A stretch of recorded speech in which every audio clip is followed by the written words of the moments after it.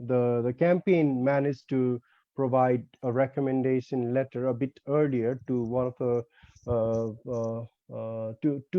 Ministry of Labor, Employment and Social Security, and as well as Ministry of Foreign Affairs. But just to build on that, the recommendation from this webinar will be very important. That is why we organize this. So having said that, I'd like to welcome you all and thank you very much for accepting our invitation, and we are very much looking forward to gain inputs, your experience, so that we can prepare better. So thank you very much once again. So with that, I'd like to introduce our notable speaker. As I said earlier, so um, we have Mr. Mamoon from Bangladesh, uh, Mr. Regimon from India, Nijar from Pakistan, and Frolian. He looks after Philippines affairs, and then he is more of an academic than a rights worker. Anyway, so we'll hear the experience, and uh, so I mean, in the interest of program, how about we do it alphabetically, so that we have that order. I mean, not to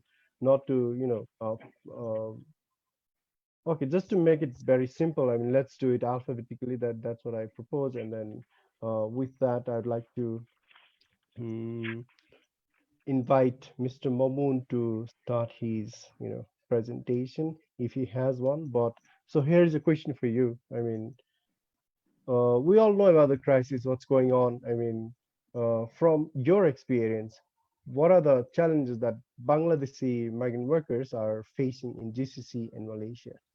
And what are the things that Bangladeshi government is doing in addressing that?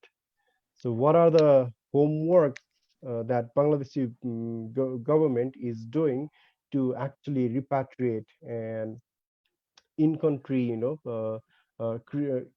in-country preparation in creating this quarantine, or isolation, or health checker, stuffs like that. So what are the things that Bangladesh government is doing to address this challenge? So we'd like to start from you. Yeah, thank you, Anuj. This is a pleasure to meet you during the COVID-19. Actually, we are all at home and doing office from the home. So it is a good opportunity through webinar to discuss the emergency thing, especially which is applicable for all the sending countries, especially for the South Asian countries. So, can you hear me? Yeah. And can I share my screen? I have. Please do. Please do. Okay. Thank you. In the interest of time, please do not take more than 10 minutes, so that we have enough time for discussing. Yeah, don't worry, brother. Yeah, absolutely. Okay. So, thank you everyone again. You know, Bangladesh is one of the top labor sending countries, and also we have up to the 2019 more than 12 million Bangladeshi are in abroad. So in each year, actually, more than 1.5 million new workforce are added into our labor force. So, but in domestic, actually, we have not this types of opportunity to engage all the people. So, migration is one of the important issues in Bangladesh, actually. So, sorry, during the COVID-19, actually, after the first detection of cases in Wuhan, China, and consequently all over the world, we see that the migrant workers are badly affected by the impact of the COVID-19. So the Bangladeshi migrant workers mostly are in 80% of the workers are in Gulf countries actually, and besides this, the South East countries like Malaysia, Korea, and Singapore. So the impact of the COVID-19 are very badly affected in GCC countries and other countries also. So till to date, what we see that more than 600 Bangladeshi migrant workers have died in 17 countries, mostly in GCC countries, for the COVID-19. And till to date, actually more than 23,000 Bangladeshi migrant workers are are infected with COVID-19. And the greater portion in Singapore, and the rest of are in Middle East countries. So what you see that in different agencies like ILO, they predict that almost 25 million uh, jobs could may be lost worldwide. So in our organization in Bangladesh, OCAP, in English Migrant Workers Development Program, uh, we see that we have a database since 25th of March, and more than 2,500 call we received, and there is an analysis which we saw that more than or around 40% migrants facing critical hardship, either to losing their jobs or not having paid their regular salaries. Moreover, 25% families of those migrants facing serious economic crisis. Many of them have extremely or no access of food. And you know that like other South Asian countries, Bangladesh government also face different pressures from the countries of Middle Eastern uh, that to return or to back its so-called undocumented workers from Middle Eastern countries. And yesterday I saw a news from a TV channel that more than 5,000 Bangladeshi migrants already repatriated um, due to the COVID impact. And next couple of weeks, uh, another 23,000 Bangladeshi migrant workers will come back. So what governments, especially the Ministry of Expatriate Welfare and the Ministry of Foreign Affairs, they told that they primarily calculated that around 700,000 or zero point 0.7 million Bangladeshi migrant workers are forcefully return, will forcefully return due to the impact of the COVID, because they will lose their job and different problems. So what we see, on the contrary, the response from Bangladesh government, that Bangladesh government immediately have taken some responses or initiatives. For example, Bangladesh government provided 5,000 Bangladeshi taka cash support to the migrants at the airport during the returning back. Government also announced a stimulus of 200 crore taka for soft loan to the returning migrants. And also, you know that Bangladesh Ministry of Expatriate Welfare provide 300,000 taka for the death compensation, and others for another Bangladeshi 35,000 taka for the burial cost. So this is government declared that this is applicable. This will be applicable both for undocumented also, because before that it was only for documented migrant workers.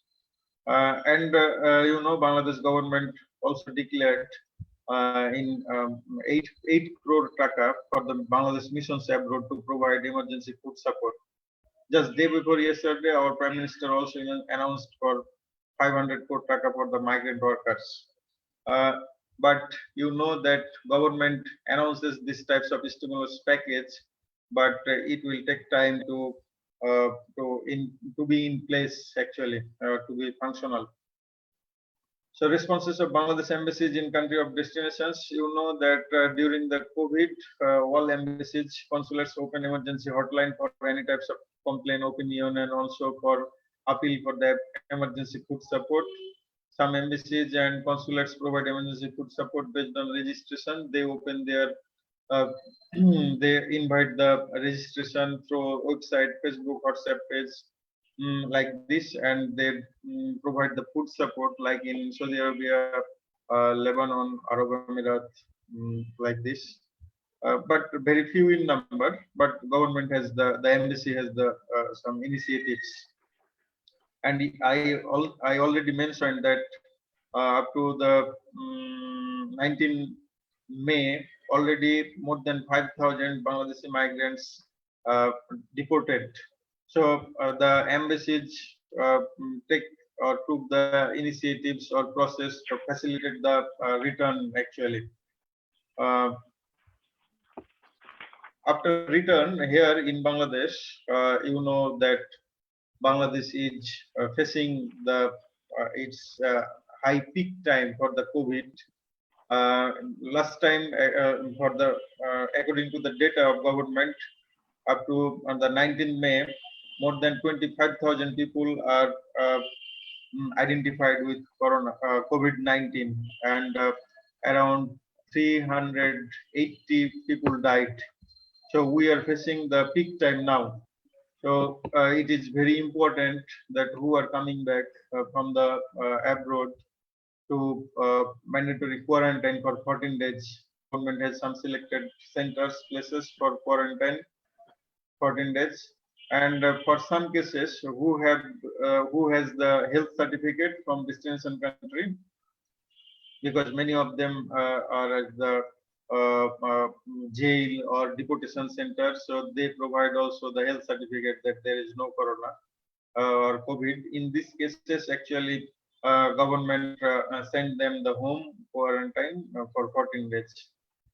In some cases, for the illness or critically injured people, government also send them for the isolation center. And eh, with the support from international organizations, some of international organizations or some local organizations, government also provide some personal protection equipment at the airport also. Uh, besides this, besides the government initiatives like OCAP, Obivasi Karmi Unnayan Program, and other civil society organizations in Bangladesh, we are working together to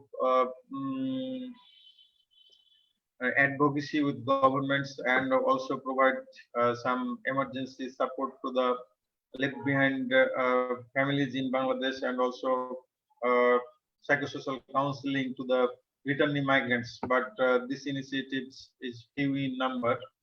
For example, our organizations, we have circulated 2 press release and also letter to the Ministry of Expatriate Welfare to include the affected migrant workers in social safety net program, national social safety net program. And also, like this, we had organized with other organizations like a webinar in Migrants Budget 2020-2021. And we also propose to form a multidisciplinary, task force for coordinating the efforts taken by the government and also managing the situation. We proposed for making a high-level task force. So these are the initiatives at this moment. But what I want to mention that okay, we are facing the peak time in Bangladesh, and also this is very unfortunate from the Middle Eastern countries to pressure create to come back Bangladeshi Bangladeshi migrants, whether they are undocumented or like this. And moreover, in Malaysia, actually, what we see yesterday, I talked with my colleagues in Malaysia, and what he told that the mandatory health testing, COVID testing for migrant workers. So when they are going to test the COVID center, the authority asks for the documents, and if they have no documents, they are jailed actually or arrested. So this is another types of trap that okay, they will, due to not having the documents, they will be arrested and sent back to the Bangladesh or Nepal or like this. So this is also the deportation, another types of deportation. Uh, we have these types of pressure now in from Singapore and South Korea, but from Malaysia. So this is the overall scenario of repatriation and Bangladesh Okay. government responses like this. If you have any questions, Yes, I sure. I mean, I will. have a quick question. Thank you very much for your, wonderful Okay, insight. I thank you, mean, Manoj. it's Another. much helpful. So I just have a quick question. I mean, um, so so the whole Corona episode started, quite some time back, right? I mean, and we all knew that it's going to spread like wildfire, and then it did eventually to all the most of the part of the world, and then so since all of us knew this, why do you think the government of Bangladesh is holding itself back to address it, pretty late, as I so to speak. Um, so that is my quick question. I mean, why it's Sorry, too please. long Can to you respond? ask again the questions? Sorry, I Sure. didn't Okay. understand. Okay. So long story short, I mean, do you think Bangladeshi government put these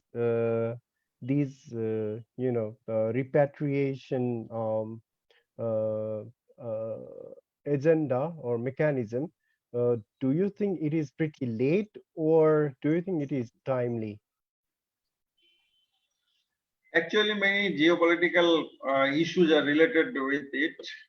Bangladesh government has tried from the first time, and from the first time, government, especially our foreign minister, requested all the ministers and governments of the Middle Eastern countries and also the European countries that not deported this time because migrant workers are contributed your country as well as our own country.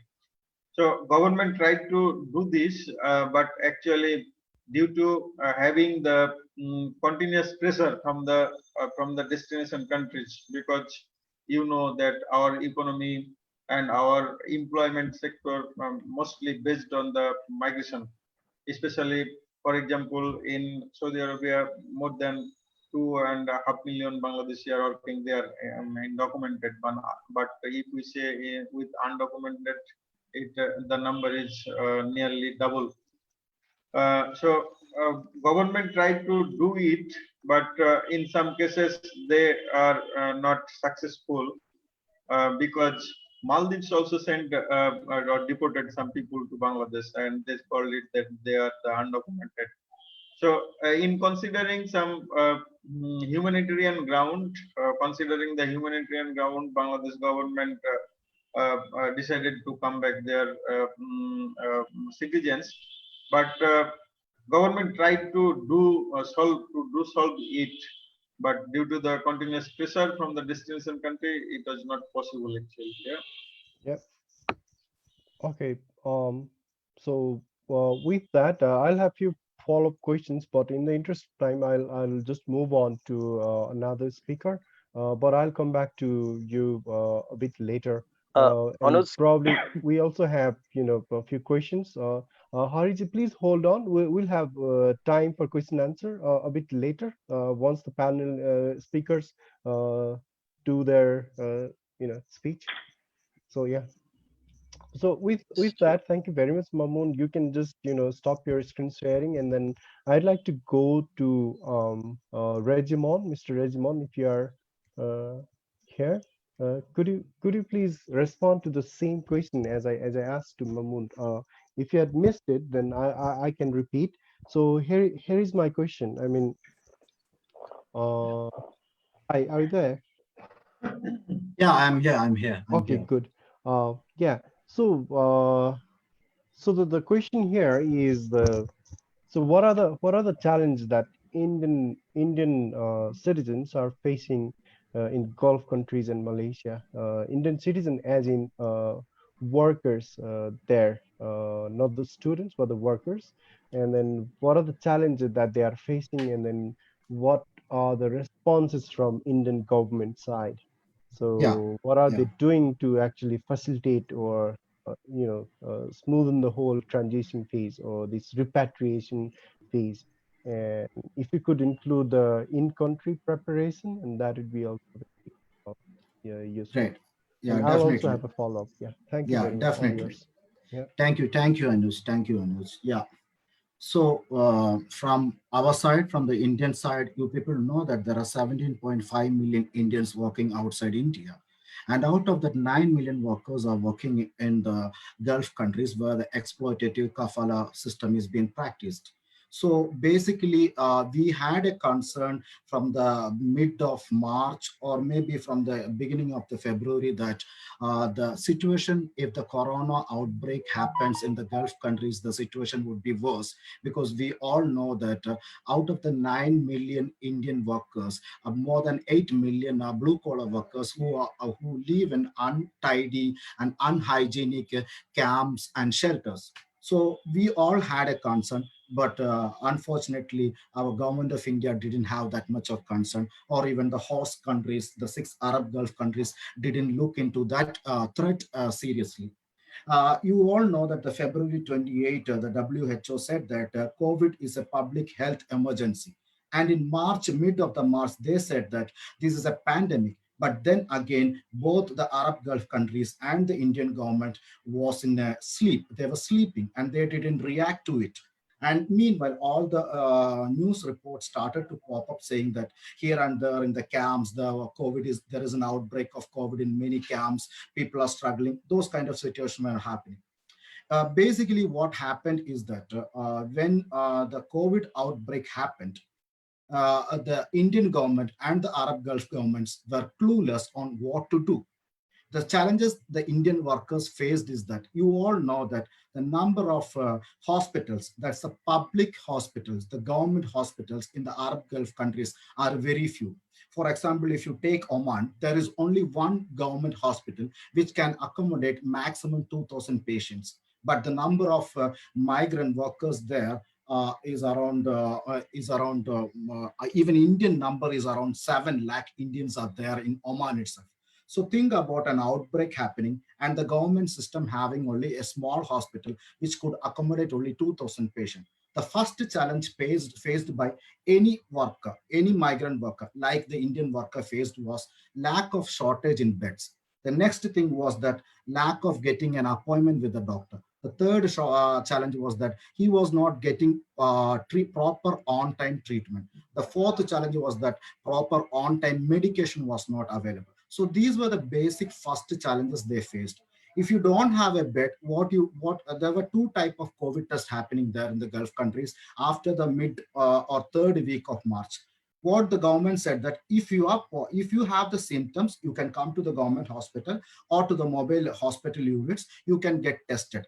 And when you go for the test, you have to provide your mobile number, you get tested, and the result comes to your mobile number that whether you are positive or negative. If it is being done in a government hospital, it is free of charge for any migrant. But if you go to the private hospital, it would cost you more than $100. So people started to prefer private hospital. And if that when the test results started to come, the government officials, they themselves were telling the migrant workers that, see, now there is no bed, so you have to stay back in your own room. You be there in isolation. So when all the migrant workers share accommodation, most of them, majority of them share the accommodation. So what happened is that in a room of 5 or 10, there would be 2 or 3 positive patients. Either the positive patients have to move out from that accommodation, or the non-positive migrant workers have to move out from the accommodation.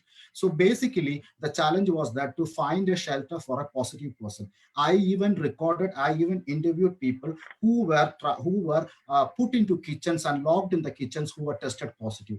I know people who were taking shelter on terraces in the Gulf countries where the scorching sun, it is too hot to be only isolated in a shelter on the terraces. So that was the challenge. And later on, what happened is that the mission houses started to look for accommodation where the workers can be accommodated, hostel workers can be accommodated. But that didn't happen very much in a impressive level on the ground. Then what happened is that there was shortage of medics, and a few medics volunteered themselves to come forward to work with the government, but that number was not enough.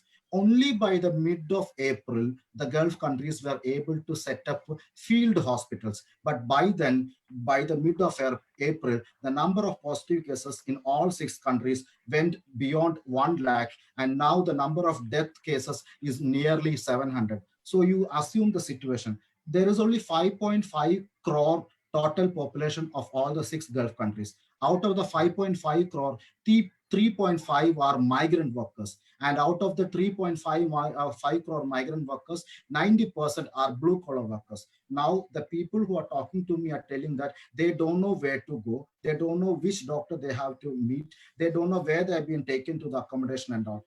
2 days ago, I got a video forwarded from Kuwait from a field hospital where there is a dormitory for 2,000 people set up. Positive 2,000 people positive migrant worker setup. I can share that video. It is from Kuwait. What is done is that it is a 2-story bed. So if you have a cough or something, they don't even have proper blanket to cover themselves. They have kept carton cardboards, so that they can be isolated inside that bed. So this is the government field hospital set up by the Arab governments. Now, when I say that they failed in providing they failed in initiating proper action. It was a delayed action. They put up lockdowns, but those lockdowns were eased, and they compelled the migrant workers to come for work, and only the nationals stayed back at the home. And still, in risky areas, the migrant workers are working. Let it be construction or any office work. In every risky area, migrants are risking their life and they're continuing their work. Now, the only thing the Arab governments are giving is that food and medicines, and that too, it doesn't reach many. Now, what happened with the India government? As I said, February last week, it was declared by WHO as a public health emergency. And March mid, the WHO said that it's a pandemic, but the Indian government started to think about it during the mid of April, and then initiated an action during the first week of May. And what they did? They said that they will bring back 14,800 Indians who were stranded from all over the world, but majority of them will be from the Arab Gulf countries, because the 90 lakh or 9 million workers, 9 million Indians are there in the Arab countries. But only 10,000 or 12,000 came back, because when the government of India initiated an evacuation, they named it as evacuation, but they wrote it as repatriation. And the Indian worker who has to come back to India has to register, and he should fall into the priority list. And then only if he gets a seat on the plane, then he can come back. Now, there are two challenges what the Indian workers are facing. One is that they have to pay for the airfare, which is around $150 to come from Gulf. That's from his pocket he has to pay. Another thing is that a COVID test has to be done, and the test result has to be provided. If you are positive, you cannot board the plane. If you are negative, it is okay. So now, how much does a COVID test cost in a private hospital? It costs around $100. So the worker has to take care of the airfare. The worker has to take care of the uh, COVID test fare also. So these two things are there. Now, first phase is over. They have brought around 12,000 Indians back home. Now the second phase has been rolled out. They are saying that they will bring back 25,000 people. Now, totally, now there would be around 30,000. There will be some 25,000 coming back. That's over. But there are millions of Indians who are stranded in the Arab Gulf countries. There are two things which has made them stranded. One is that due to the lockdown, and due to that is because of the COVID, and due to the oil price crash, what happened is that the economy is falling in all the six GCC countries. So what the government said that, okay, we will put up some control measures. What are the control measures? They told the private sector that if you want to cut down the salary, you can cut down the salary of the migrant workers. If you want to lay them off, it's not a problem. If you want to send them on permanently, it's not a problem. If you want to send them on a partial leave, it's not a problem. If you want to hold back the end of service, it's not a problem. I know 1,500 Indian workers who are being forced to resign in a company in Oman. From one company, 1,240 Indian workers in an automobile company have been forced to resign because of the economic crisis. So both the lockdown and the oil price crash has forced the Indian workers to resign, it has put these both two conditions have put the migrant workers. It's not only Indian workers, all the migrants workers in a trouble situation. So they don't have any other option just to leave the country and come back home. And they are not getting salary for the last 1 month, or they are only getting half salary. If they have to come back, see, most of the Indian workers, I agree that majority are blue collar workers, but there are a good number of workers who are staying with family also. So if you are going to stay with a family and if you want to come back, if it is a 4-member family, you have to take care of the 4-member ticket. You have to take care of the 4 members COVID test. So these things have put the Indian migrant workers or all the migrant workers in a in a terrible situation in the Gulf countries due to the COVID. They Yeah, I cannot mean, leave the, if I may yeah, interject very briefly. I mean, so it's rather precarious. I mean, the condition not only of Indian migrant workers, but also all the migrant workers. So having said that, I mean, so in your view, what do you think government of India should absolutely need to do at the moment, but has not done yet? So what do you think government of India should do? And then maybe that we can actually you know apply that here in Nepal as well. So what do you think about that? yeah, I can cite an example. When the Yemen war broke out, there were some 4,500 Indians in Yemen in different areas. It was a warlike situation, and we had a minister named Sushma Swaraj. She was the external affairs minister. She woke up, she acted swiftly.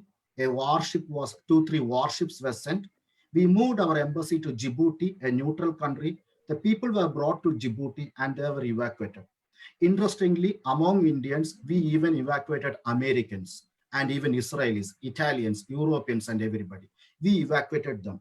And not a single penny was taken from them for the evacuation. Now, that's an example to cite. What I say is that the Indian government had to act very much early, but it didn't do. But still, there are options to act.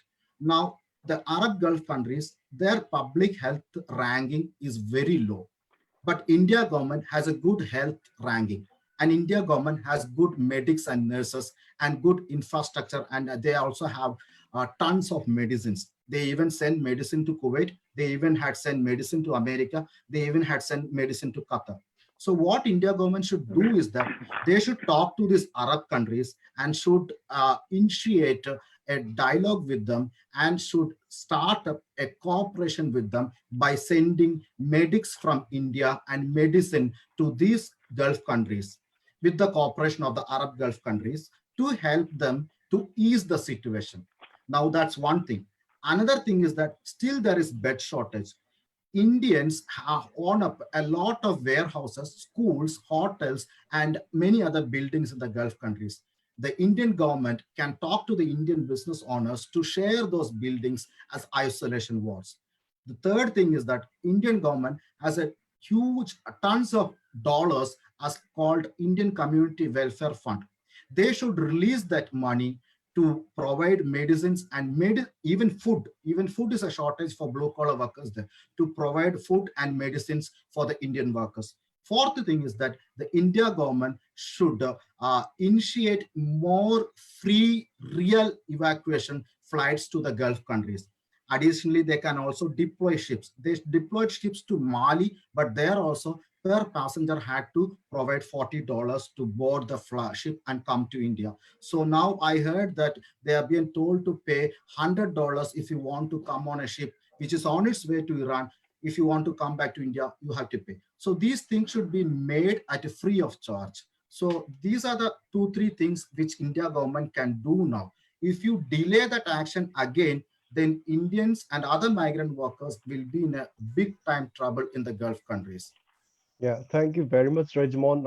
I have few follow questions since I'm sure so do all other participants have. So yeah, I'll hold that for a moment and I'll quickly go to Nizar. Nizar, I'm sure by now you already know we're talking about and the questions that I have been asking to these two gentlemen. So would you like to share your experience from Pakistan? I mean, how Pakistan government reacted to it? Um, uh, I assume the level of challenges all the migrant workers are facing is somehow, the similar. So with that, could you please, share the the work Pakistani government has been doing in repatriating at the same time taking care of their in-country facilities. In-country Uh, meaning their facilities back home in Pakistan. Thank you, Anuj. And first of all, I would like to thank the CMIR who have brought this up and have this knowledgeable discussion just to know the best practices we all are experiencing in our countries. And this will help us to adopt the best practices so that we can avoid a further spread of this COVID-19.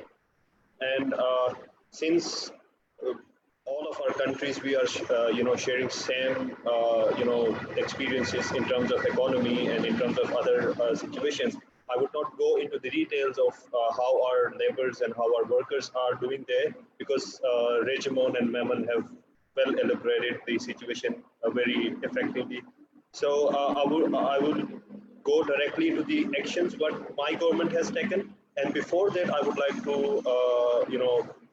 I would like to say this, that since the governments are taking care of each and everything, so I am not the person who are actually sharing the experiences on base of the government, on behalf of government, but I'm sharing my own personal opinions and views, which I have seen over the past couple of months. So, yes, exactly. As other countries, we also have around 1.5 million people who are expats and who are working in different countries, and out of that 1.5 million, around 6 to 700 people who are working in GCC countries and who are also blue colored workers.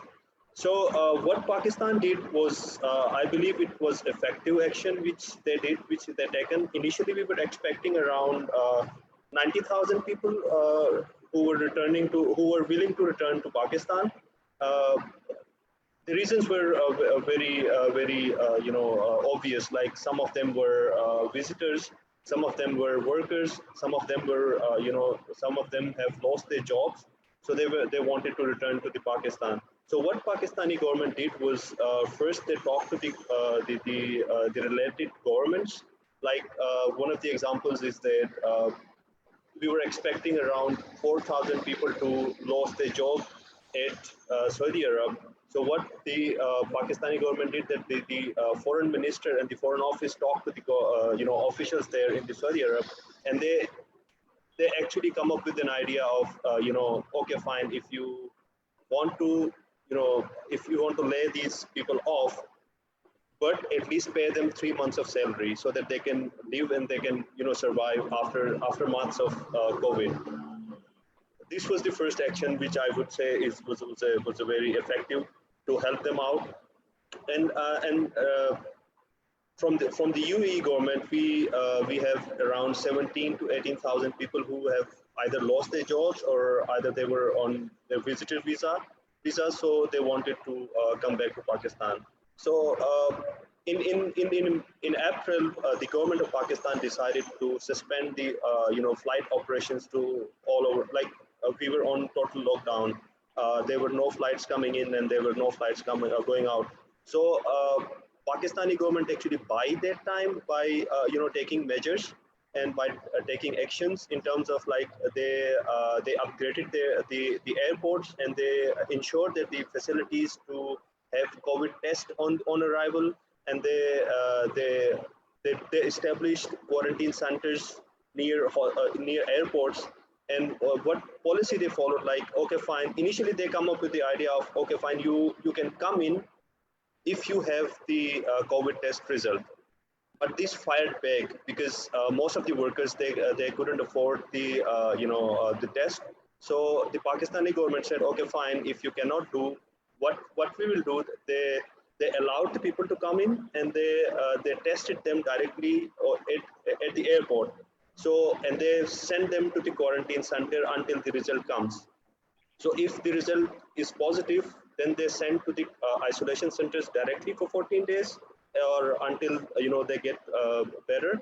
And if the test is negative, then they send directly to their homes with some support, financial support.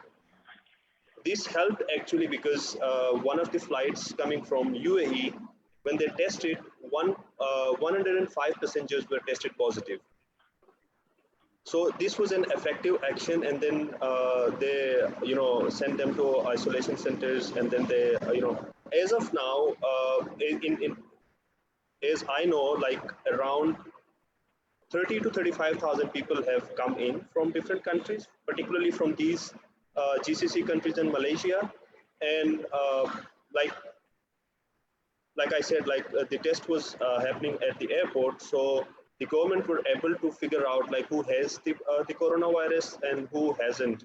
So they, separated those people and stopped at the first entrance to spread, to further spread the coronavirus. And the another example I would like to share here as well, like at Malaysian airport, there were 288 people were stranded because their visa was expired and they wanted to come back to Pakistan, but the flight operation was suspended. Then the government of Pakistan talked to the Malaysian government and asked them to, okay, fine, we know the situation. The situation is not really, feasible, but it's the need of the time that you extend their visas. They will live there. The Pakistani government provided the facility to accommodate those people. And meanwhile, the Pakistani government here in Pakistan, they took the precautionary measures and they come up with the policy how we can cater those people. So after a while, then they were brought back to Pakistan. So these were the few actions which I would which I shared with you guys.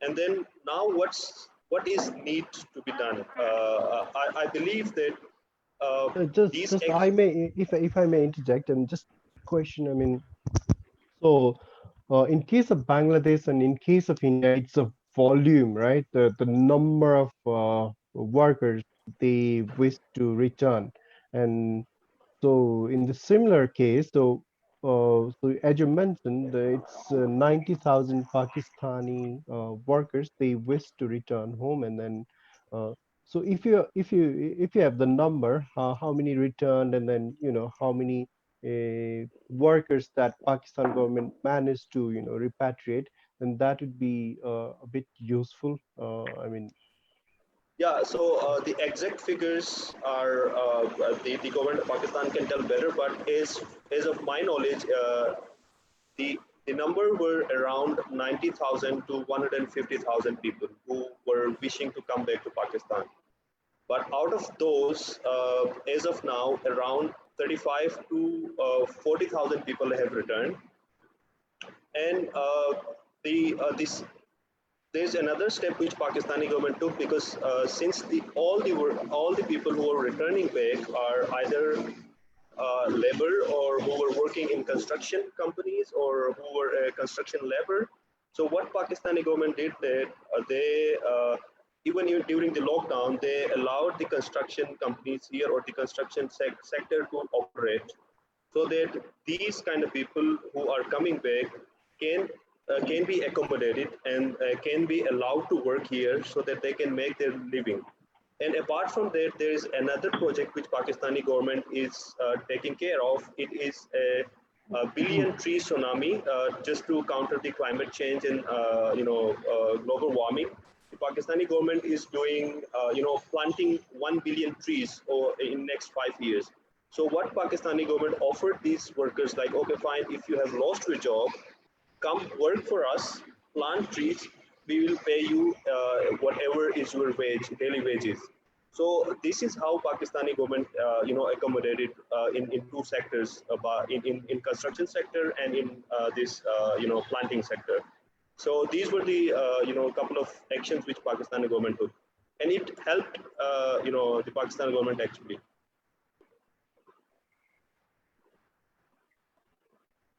Thank you. Yeah. So you were saying something about what needs to be done now. So yeah, you can just take a quick few minutes and then say that Yeah, yeah.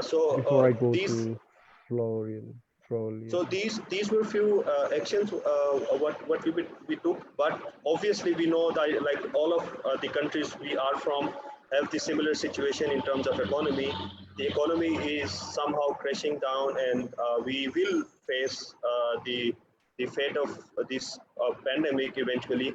And I guess we together can come up with the solutions, and we can help out each others. So yeah, that's all from my side. If you guys have any other question, it's welcome. Thank you very much, Nizar. I mean, these are very encouraging things from Pakistan that all of us could actually replicate. Yeah, I mean, with that, I'd like to hand over to Florian. Florian. Don't kill me. I mean, I can't pronounce your name. Anyway, so I mean, here is what I wish you to share, not just the Filipino context, but also the overall, how the sending countries are negotiating with the host countries at the moment, not necessarily only related with Filipino government, but in general, because you are in better position to share this from academic perspective as well as your first-hand experience since you are there for a long time. So without further ado, I mean it's all yours. I know you already have something to share. So yeah, please feel free. Yeah. Well, good afternoon to all of you, and really thank you to the Center for Migration and International Relations for organizing this, and to all the fantastic speakers that we have. Mr. Regimon, thank you for sharing your insights in the case of India, Nizar Ahmed for Pakistan, and Mamoon for Bangladesh, and all the sorry organizers for this event. So let me look at the Philippine Gulf and then look at the Gulf and sending countries very quickly because I know we don't have a lot of time. So this crisis, I mean, it's an exceptional crisis, wrapped in an exceptional moment. And if you look at various crises in the region in the past, a lot of these occurred within national or regional context. And it's not, in a global context like this where a lot of states are forced to deal with their foreign migrant populations outside and also their domestic populations, right? So it's a public health issue, as Regimon pointed out. It's a security, it's economic, and also foreign policy. So it's wrapped around these issues that affects all of them. So in the case of Philippines, we have about 100 million Filipinos inside the country, and we also have roughly 10 million outside. So if you look at our fiscal budget, it's very low, right? It's not really conducive to handle such massive crisis. So our repatriation, to give you a short answer, repatriation process towards the Gulf is not very different, from India, Pakistan, or Bangladesh. So this crisis, it appears to be a force majeure crisis because, it's an extraordinary crisis that, a lot of states, they think, the states sending, receiving countries, or even employers, it's sort of beyond their control. And that raises a lot of issues in terms of who pays, who bears the cost. So for Gulf countries, they're saying no. So they, adopted different repatriation models. You can see Bahrain and Kuwait.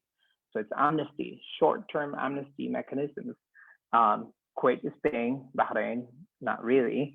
And and then other countries like UAE, Saudi, and Oman, etc.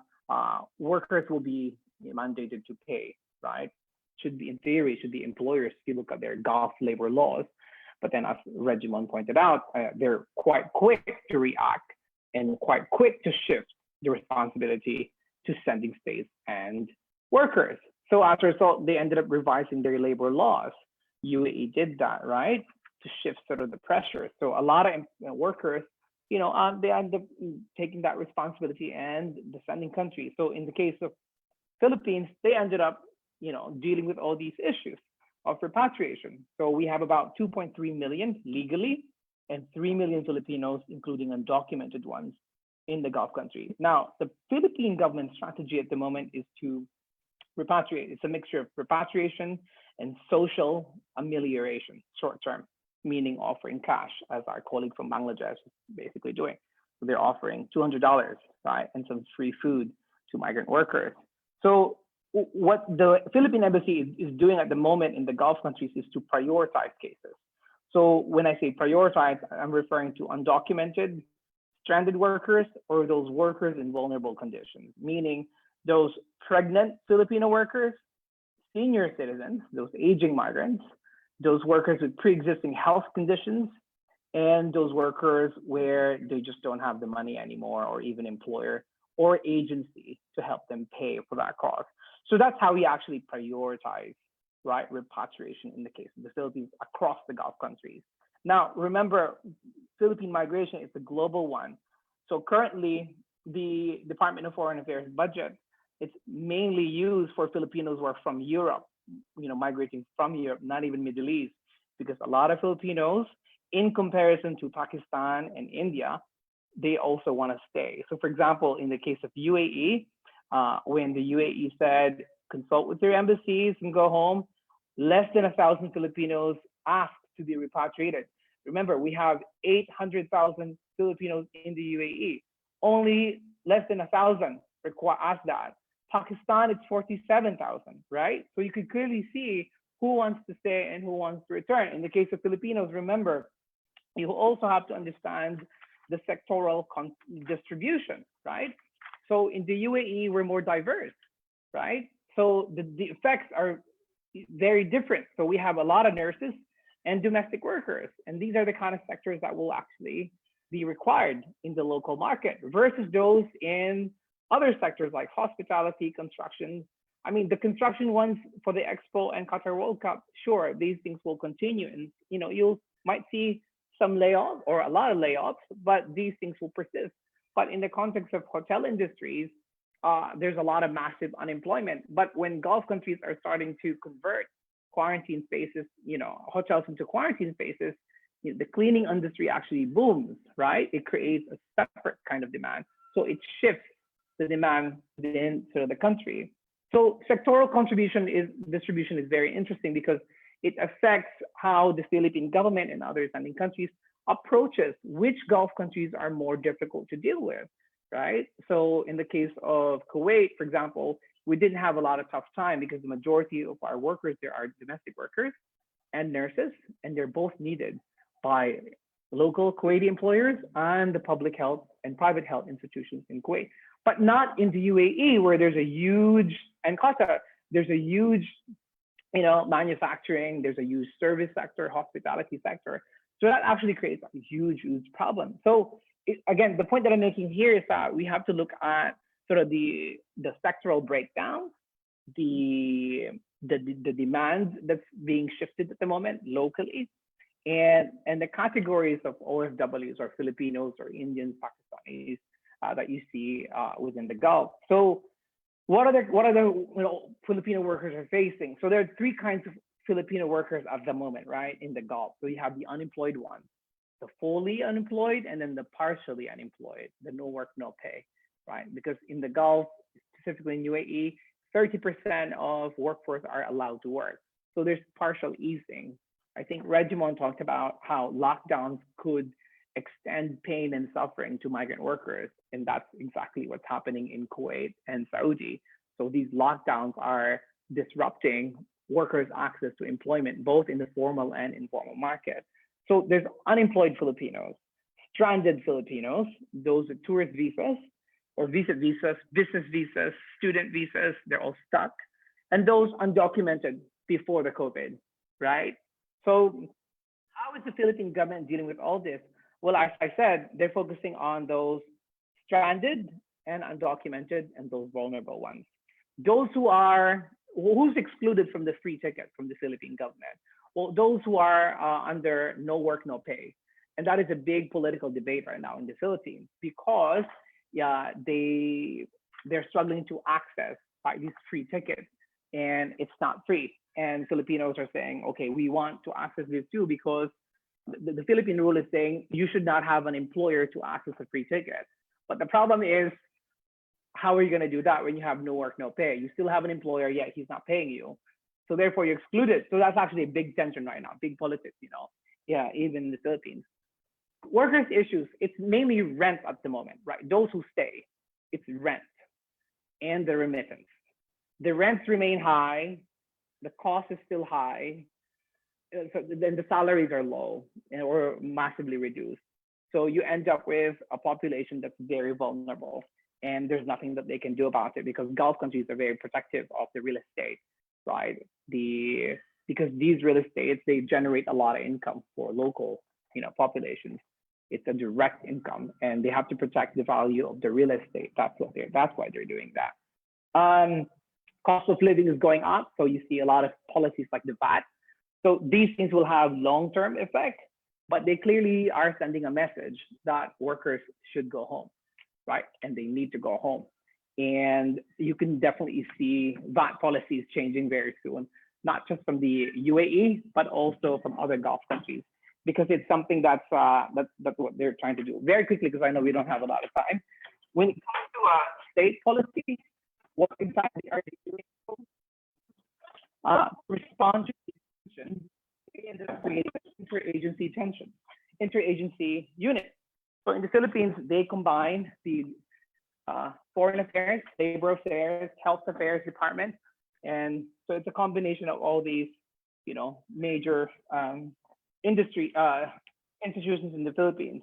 So you have an interagency. This agency determines how many Filipino workers can be repatriated, right? So at the moment, they're only allowing 400. And remember, we have 3 million from the Middle East. And this creates massive tension because from the Philippine side, what they're saying, look, we have 100 million here in the Philippines. We don't have a lot of quarantine facilities. We don't have enough budget. We cannot accept any, you know, like any more than like 400. That's the maximum. And remember, states have to operate within constraints. You have to define your limits, right? So the proportion is 400, and that's a big problem because when the Philippine government shuts down the airport, it creates major diplomatic tension because it's to an extent. Is it 400 or 400,000? You mean? I mean, no, just only 400 Filipinos every day. Every day. I see. Every day. Yeah. It depends if they open the flight, right? It's 400 only. And it creates that massive tension because it's 400. And so this is from the Philippine side. From the diplomatic side, it's a big problem because they want to repatriate, right? Yet they couldn't do it because, first of all, there are Filipinos in Asia, Singapore, in Europe, right? In Africa, in Latin America. So it's a big sort of global tension because if I'm an ambassador in the UAE, I can't easily prioritize my interest because I have to deal with other countries too, right? So they create an interagency unit. It's a mixture of response.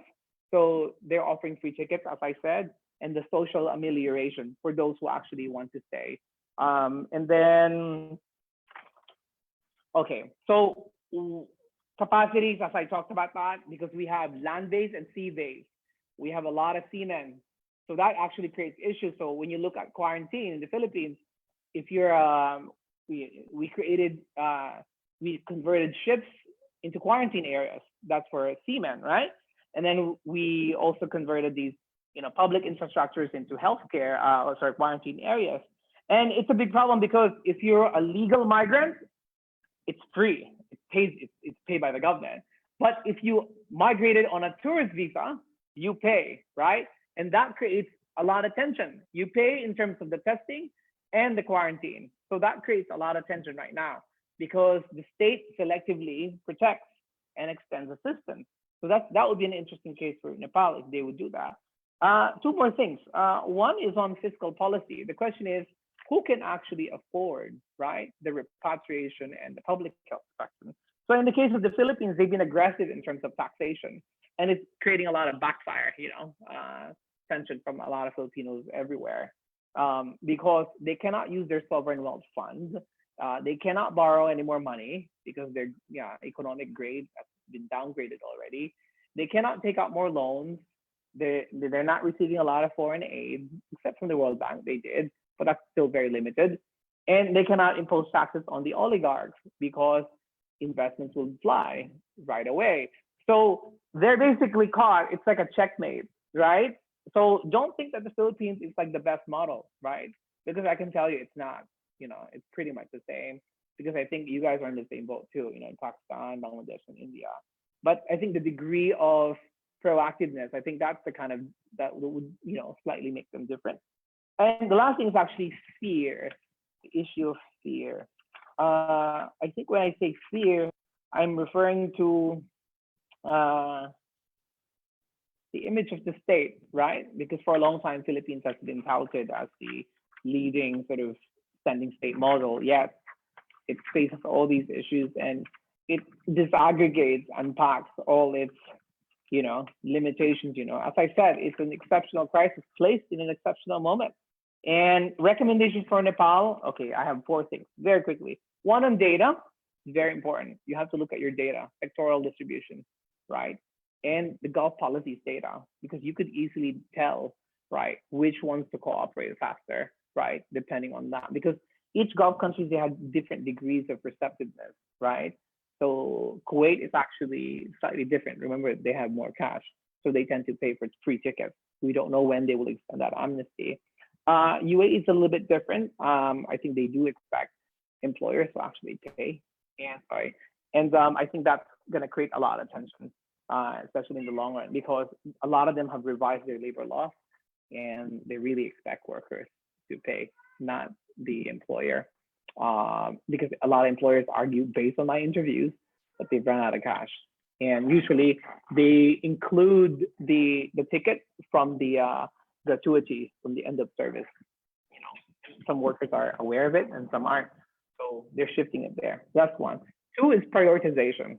So Nepal has to be very strategic in terms of controlling the Nepali workers and families' expectations. You have to prioritize the most vulnerable ones, right? The stranded, undocumented, women, pregnant women, Nepalis with pre-existing conditions, mental health, etc.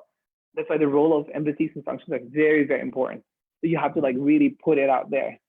That's exactly what is the Philippine government is doing. And they're also facing challenges because there's a blame game between the central office, right, the Department of Foreign Affairs, Department of Labor in the Philippines, and the diplomatic mission. So the political packaging, political message has to be very tight and very clear, actually, in this matter, because it's a real test of legitimacy, right, whether a state like Nepal can actually extend protection at this point in time. Coordination is the biggest problem, because what happens in the case of Philippines, a lot of politicians, they overpromise. And yet when they promise, the budget has not been sent to the diplomatic missions, right? There's 2 weeks delay, 3 weeks delay, and all of a sudden, all Filipinos are swarming sort of the diplomatic missions, demanding, where's my $200, where's my free food, etc. So senior officials in home countries, they need to make sure that when the moment they open their mouths in terms of protecting, and delivering these things, the budget has already been allocated, right, or in the hands of the ambassador or the labor attaché, etc. So that's very important. Coordination. I think when I say coordination, I'm referring to diplomatic missions, Department of Health, Foreign Affairs, Labor, and the Bureau of Immigration in the Philippines, or in any Senate defending country. Lastly, they need to look at funds. So now the funds, there's a lot of Filipino groups and other groups are demanding for transparency in funding. So that fund needs to be very explicitly mentioned to people, because in the case of Philippines, we have if it's pandemic, it's the foreign affairs, right, responsibility, right? So it falls under them. So they actually pay. So we have about $20 million, right? That's a billion pesos. And I can guarantee you it's not enough, because the projected number of unemployed Filipinos would be 2.3 million, according to the Department of Labor. So that's very high. That's not going to be enough. So transparency of funding is very important. And I think the Philippines is a little bit different, because we're going to have an election in 2 years. So a lot of politicians are also trying to play this game because all of W's are Filipinos are good political objects. Lastly, what I'm trying to say is they have to communicate. And I think if Nepal wants to govern this slightly better than other sending countries, they really need to be honest to their people. And I think giving moral support is one thing, but in the case of Filipinos, the problem is there's no moral support. Do you see? When I say there's no moral support, I'm referring to like they're imposing a lot of taxes on Filipino workers, yet they're not doing anything. So instead of saying we will help you, they're actually taxing them. So anyhow, that's the contribution I'd like to make. Thank you very much. It's very insightful. I mean, not only Nepal. I mean, I think it applies to all the countries. I mean, maybe not necessarily entirely replicating the Filipino model, but also, what you said, like, what are these four factors? These are very important for all the countries. I mean, the data prioritization and also coordination between so the matter of overpromising and also the transparency of the fund. Those are very, very important points to be taken. So with that, I'd like. Oh, hold on. The question about like, can you negotiate, right? At the moment, there's no negotiation, right? So a lot of sending countries are not like. Can I repeat that? There are no negotiations, right? All states are unilaterally acting, right, based on their national interests. So they haven't really utilized regional consultative platforms like Colombo Process, Abu Dhabi Dialogue. They're still quiet about it. So I think sending countries like India, Pakistan, Bangladesh, and Philippines, they really need to start mobilizing their Colombo process because I think it's about time that they use it, right, vis-a-vis Gulf countries. Thank you. Yeah, I mean, with that, I think you responded well to Mamoon's curiosity. So with that, I'd like to open the floor for the audience here. And if there are any questions in the Facebook, then please write over this chat so that I can direct it to the respective speakers. So anyone who wants to go about it? So Hariji, you wanted to say something. Yeah. So please. Hi everyone. Thank you for this opportunity. And I'm Hari from Kuwait, and I'm from Shramik Sanjal. Actually, I have a question for everyone, every speaker. First, I go to with Mamoon from Bangladesh. Actually, I have a question to you because as per your sharing folders, I mean, you saw the screen sharings. 5,000 Bangladeshi taka is provided by government. Is this for the food or the like traveling to home, or this for quarantine? What the proposed government they are giving support in airport 5,000 Bangladeshi takas, and there is any charge for quarantines by the government for the person who returning to home? That's for Mamun. Thank you, Hori. You correctly mentioned that the 5,000 Bangladeshi taka is only for the transportation cost like this, not for food or like this. So this is only the transportation cost for the migrant workers from airport to the home or village like this. Yeah. And the second question is there is no government charge for the quarantine or like this. Government provides or supply the needful foods and other things in the quarantine time and also at the isolation center. And this 5,000 taka instant provide at the airport with some personal protection equipment like hand sanitizer, gloves, like this. Okay. Thank you. Then I have one more question for the Regimon. Regimon, actually, you have mentioned the like $150 for from the GCC. Is this applicable for all the countries or just GCC whole and Malaysia? $150 for airfare. Then one more, one more thing I just want to edit.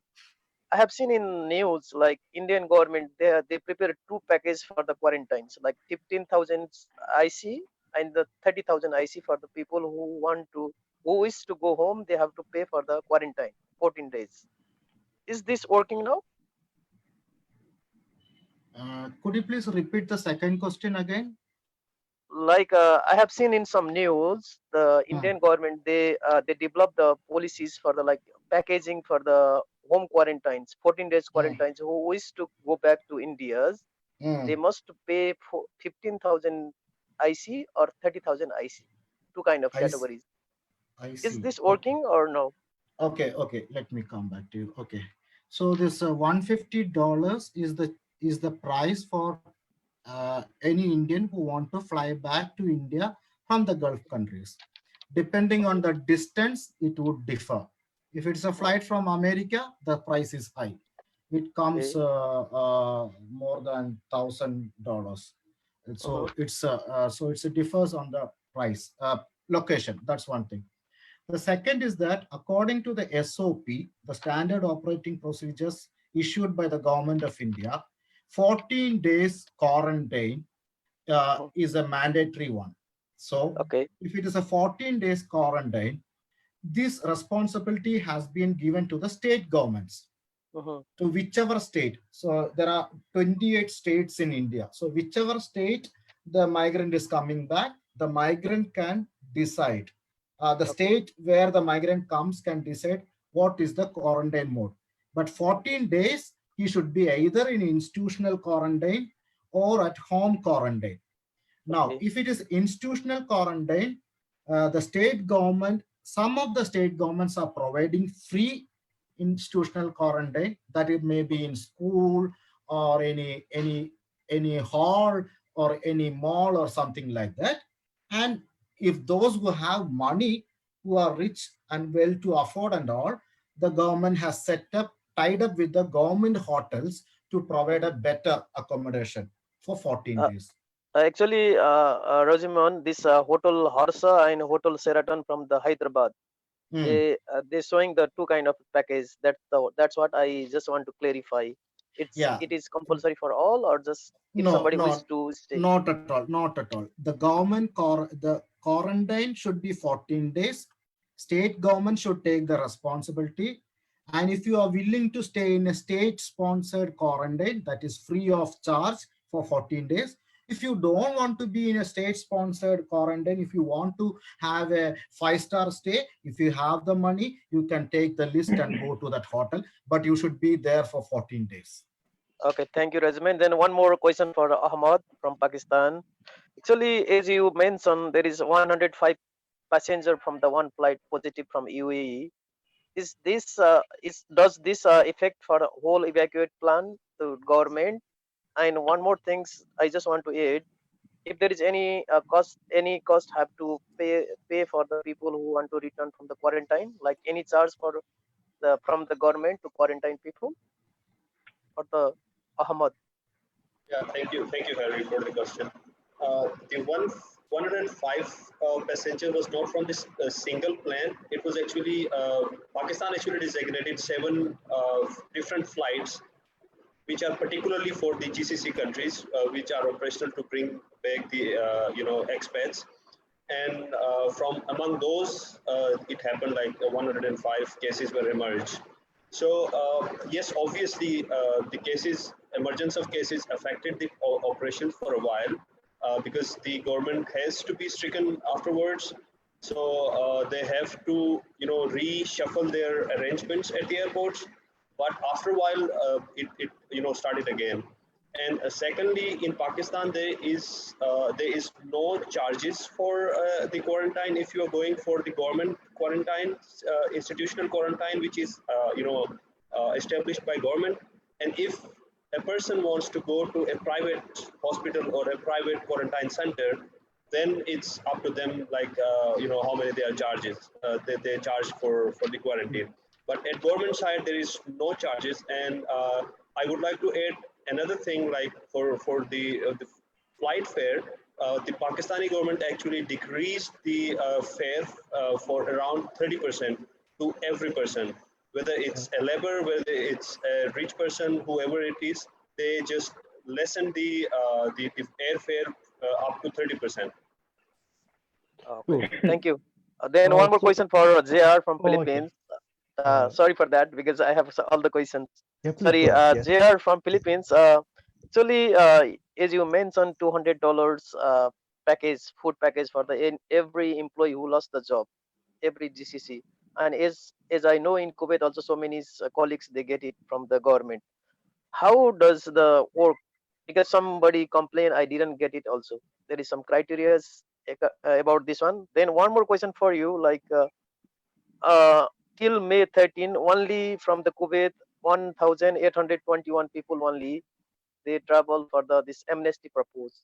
So still so many Filipinos colleagues they are stuck in the shelter. So I believe there is like um, more than 4,000 uh, Filipinos workers who was nominated. I mean, who was registered for the amnesty. So only they travel 1,821 is until May 13. So this is more than one half month. So what is the what are the Hello. problems facing in between? Okay, so you're asking two things. One is the social amelioration program. The second one is the repatriation. So for the social amelioration program, the government has extended 150,000 for land-based and sea-based Filipino migrants. So that's like in comparison to 10 million Filipinos globally, right? So the numbers are very low, and there's bound to be a lot of conflict, right? Because the home office has to distribute these 150,000 for $200 to all these diplomatic missions. So in the UAE, they only get 6,000 slots, and then we have 800,000 here. So the criteria is basically initially for fully displaced Filipino workers, but the minister after 2 weeks changed it from fully displaced, and he included those no work no pay. So initially you end up with 17,000 applications. Now there's 56,000, right? Filipino in the UAE asking for the grant. And remember, there's only 10,000, right, available. So that creates a lot of tension. So now, Okay. in terms of criteria, it's fully displaced. Now, for the repatriation element that you're talking about, so this is where the role of the home country, the interagency matters, because immigration policies are like water top. You open and close it depending on the interest of the state. So in this case, the Philippine government is closing it, limiting it to 400, right? So it's very difficult, for the Philippine mission in Kuwait to repatriate these people, because remember, right now our airport is closed, right? We will only reopen it on the 23rd. Do you see? Okay. So those people have to wait, right? So that's why you see these people getting stuck in these shelters, and it creates a lot of cost for the Philippine government, for the Kuwaiti government, and it creates a lot of suffering for migrants and their families.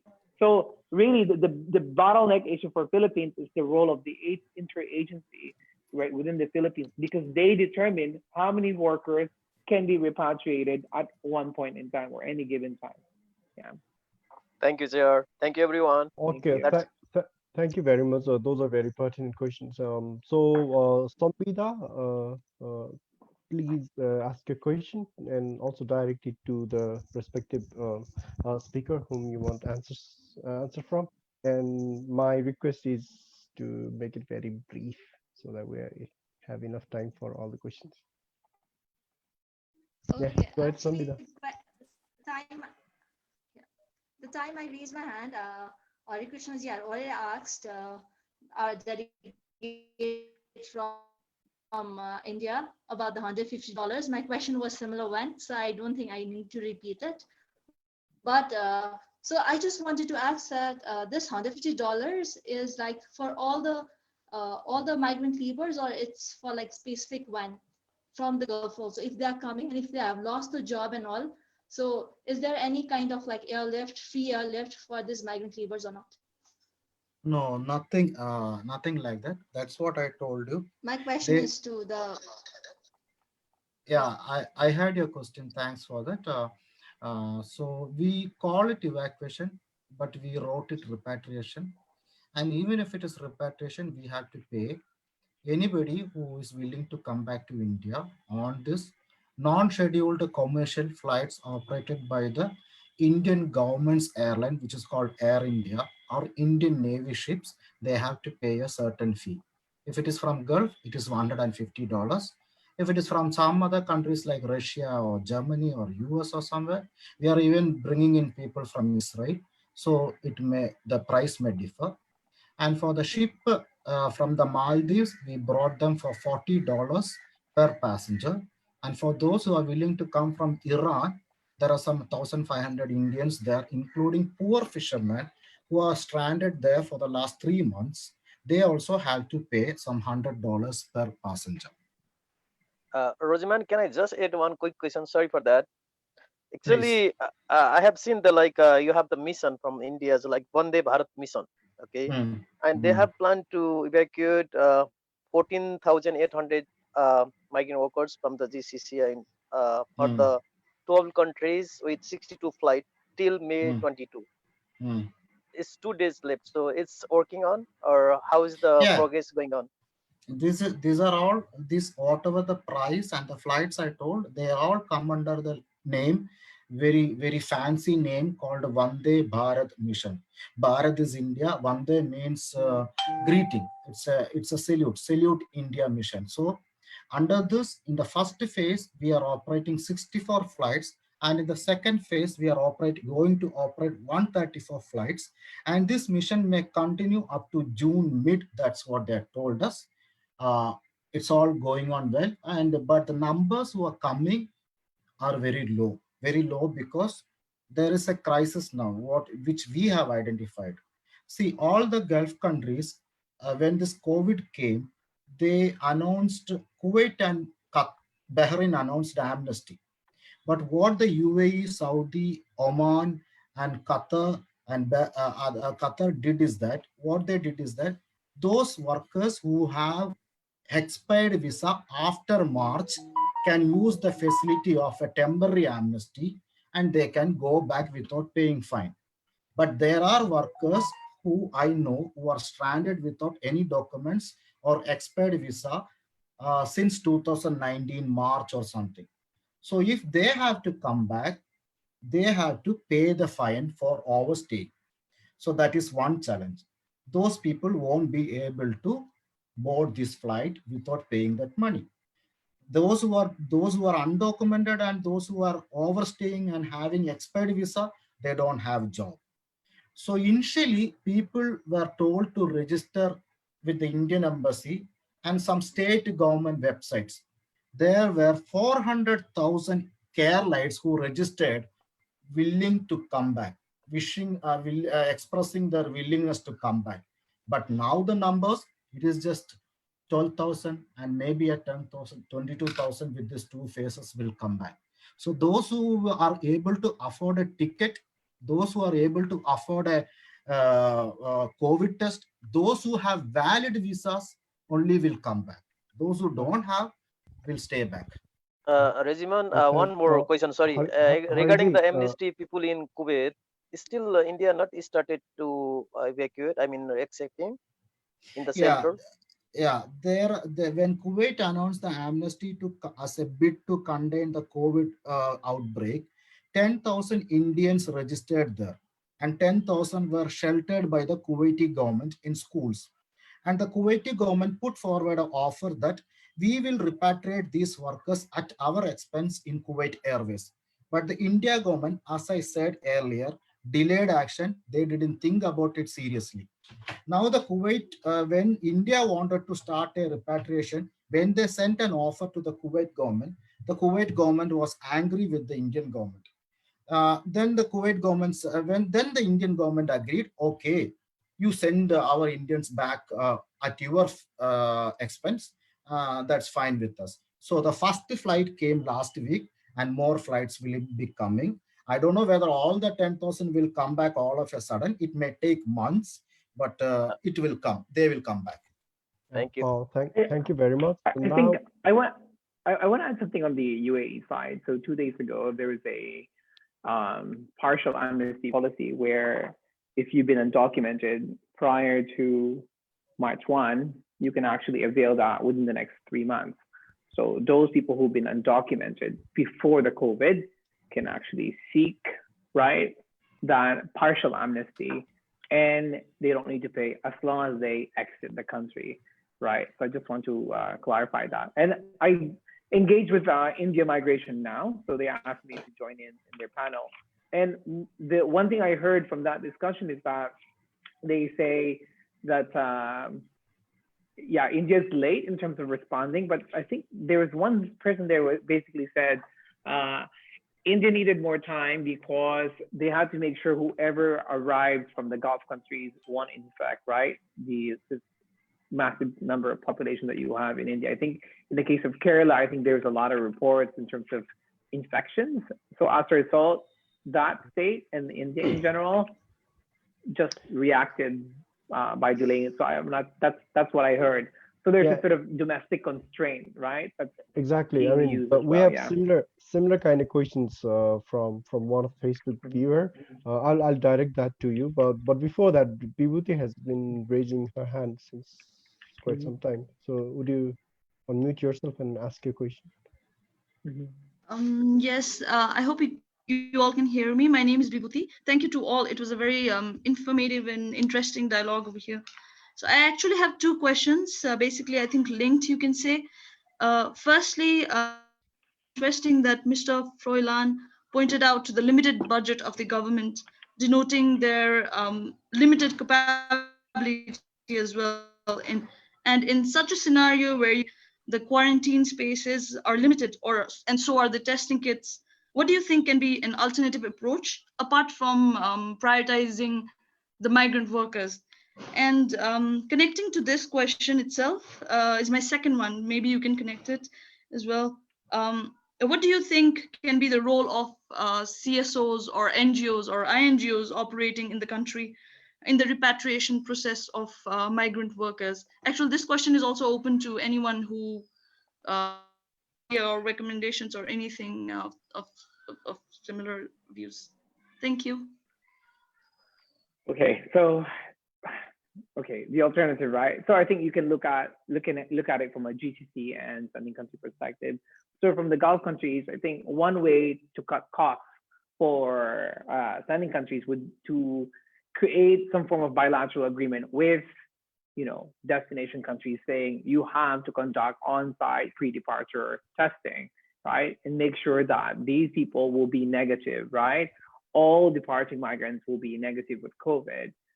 So you don't need to retest them upon arrival, so they can just go straight to their homes, right? But the problem is that there's no agreement at the moment. That's why sending countries like Philippines, Bangladesh, India haven't really mobilized their regional consultative dialogue processes in terms of mandating or even requesting Gulf countries to do that. So the role of diplomacy has not been aggressively exhausted in that case, right? So that's one way of controlling it. Because if you don't control it from this side and then you're doing major testing again in your country, you're burning cash, right? Burning a lot of time, right? But if you control it from the Gulf country, right, you have to do it. And at the moment, majority of Gulf countries are not doing that, right? They're not guaranteeing that workers who are being repatriated are negative, do you see? Because they employ different kinds of testing. So that's very, very dangerous. That's why sending countries like India, Philippines, Bangladesh, they're very, very cautious, because you do have millions or sometimes a billion population that you also have to think about. So you need to restrict that, right? That's why collaboration and diplomacy matters a lot in that case. Now, in the case of the Philippines, what can you actually do?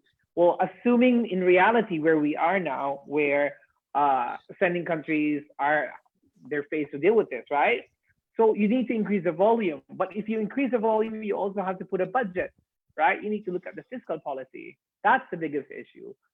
You have existing funds, but remember, you have to think about the cost of testing are very expensive. Foreign aid, it's not the same as before pre-COVID. Rich European countries like Italy, they would dump funds, right, and help out. And even international organizations are also exhausted, in terms of their financing schemes. So what can the government do? So this is where the role of fiscal policy comes in, right? You take out a loan, you work sovereign wealth fund, you use your aid, whatever partnerships that you have. In the case of Philippines, they're trying to work with China, but that's not really, it doesn't fly all the time because China also has constraints, etc. Or even taxation, right? So the key issue here is basically prioritization. In the case of Philippines, prioritization, because some people believe that we do have enough budget within the government, yet there's all these corruptions and all these like different dramas at play. So priorities, fiscal policy, and controlling it. If you ask me, like, how would you do it? I think Colombo process countries have to deal with Abu Dhabi. I used to work with Abu Dhabi dialogue, I think it should start there, and if you can control it from here, sending countries, they can save a lot in terms of testing, but it's not happening at the moment. So that's very sad. Yeah, thank you. So with that, I mean, Vibhuti also asked another question. I mean, I think I see a hand of Mamoon. Maybe you want to respond to that. So what he asked is, what are the roles of TSOs in addressing that, or maybe in process of helping the government? So could you please respond to that? Yeah, yeah, thank you, Anuj, and also Vibhuti. Yeah, from the experience of Bangladesh, actually, the civil society organizations and also the INGOs are working with the government in response to the COVID pandemic, actually. In terms of local NGOs or civil society organizations like my organization, Spoke Up in Bangladesh, we are working in two or three phases. Like in one cases, we're working for the dissemination of proper information through online media, especially the Facebook and also WhatsApp group like this, because there are many fake news during the pandemic, and also the migrant workers who are in the destination country and out of job and like this, they are in a stress position and also in a weak positions regarding the psychosocial status. So very oftenly they feel that they get the news, fake news actually. So we provide the accurate information getting from embassies, Bangladesh government, countries of government, destination countries government like this. This is one. Second thing is like our organizations, other civil society organizations also provide the emergency food to the migrant workers left behind family, also the returning migrants family for emergency food support. And for the during this time there is another thing. This is the stigma against the migrant workers, because people think that the migrant workers are the carrier of the COVID-19 into our country like this. So the migrant workers are facing problems and stigmatizations also. So the civil society organizations are working to tackle these types of stigma like this through different types of campaign. In terms of international organizations, IOM, there is IOM in Bangladesh, and IOM already in cooperation with Bangladesh government. I already mentioned that more than 700,000 Bangladeshi migrants will be back in next couple of months, and another 25,000 Bangladeshi will be back in next couple of weeks. So what we saw in our media and also the newspapers, that IOM will provide some sort of support to the government to ensure the quarantine and also some logistic support or emergency food support like this. We see these types of news over the media like this. So these types of cooperation and collaboration from the civil society organizations and also from INGO. Yeah. Thank you.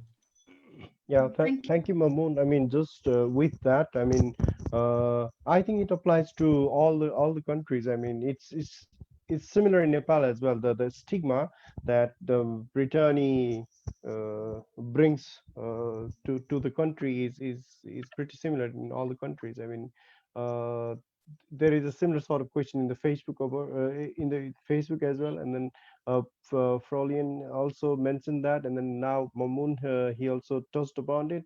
So, what are the cases in India and in Pakistan? I mean, is it similar there as well? So, is it the stigma? I mean, the migrant workers, they are bringing disease back home, kind of thing, still there, and how the government or the any relevant authority or stakeholder addressing that?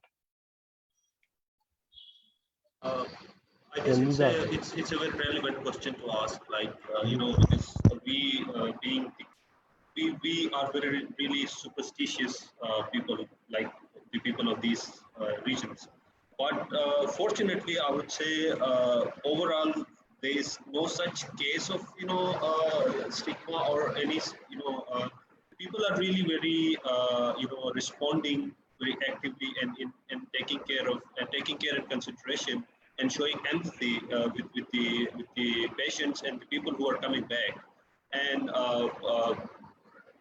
maybe in one or two or very rarely these cases are happening, but overall the situation is very stable here.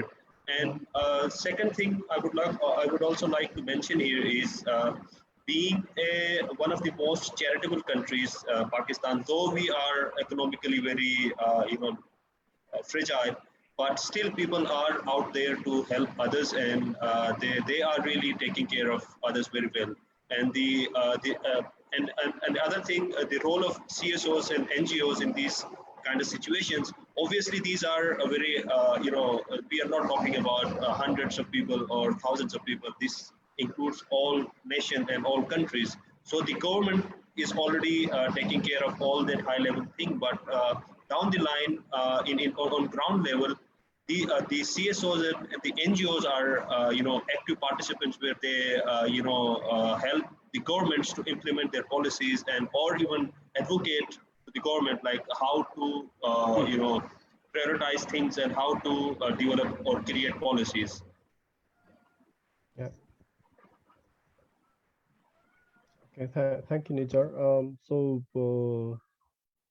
if there is not any question, then I think we are almost 12 minutes over time. So with that, I'd like to thank all the speakers and also participants. Thank you very much for your valuable inputs. Uh, Hi, Hang on a minute. Do you have a question? Anuj. Yeah, sorry. I have a small question at the last. I heard in a news that the situation of migrant workers are very vulnerable in India.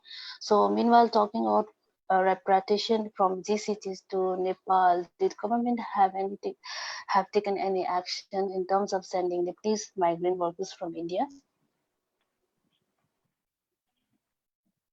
Do you have any specific speaker to ask Yeah, this? yes.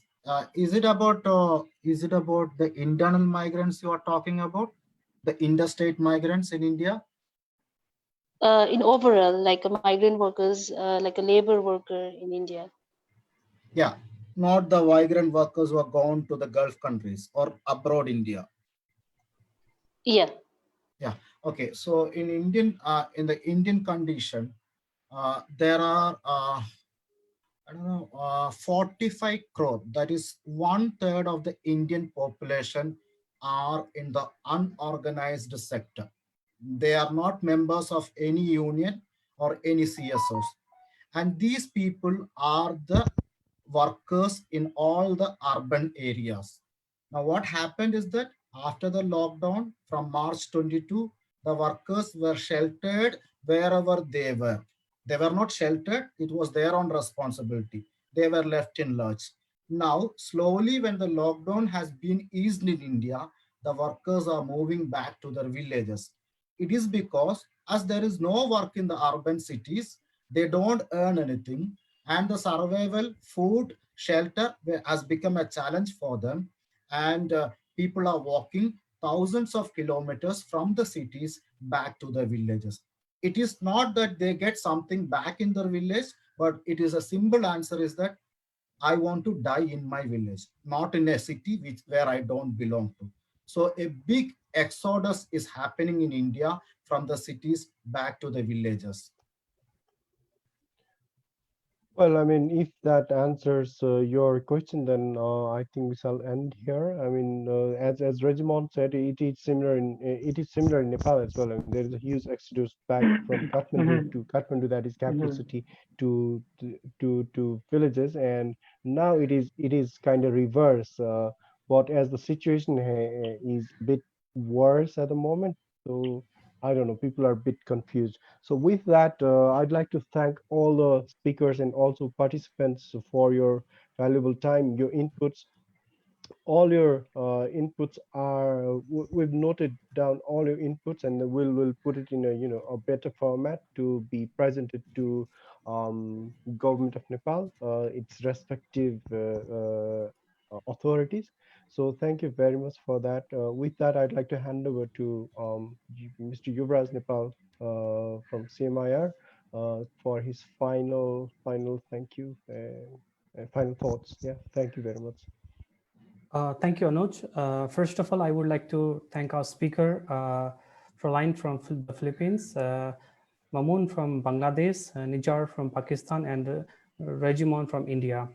Thank you so much for your sharing your experience, your knowledge on repatriation, and it was very helpful. And thank you for the recommendation. We are, as planned, we are planning to develop a paper, a policy paper, a recommendation paper, in fact, and submit it to the government of Nepal. I guess the findings, the inputs that came after from this discussion will be very helpful for government of Nepal and other governments who are in the process of planning to bring back their migrants worker. Thank you again. Yeah, thank you, Yeah. Yuvraj.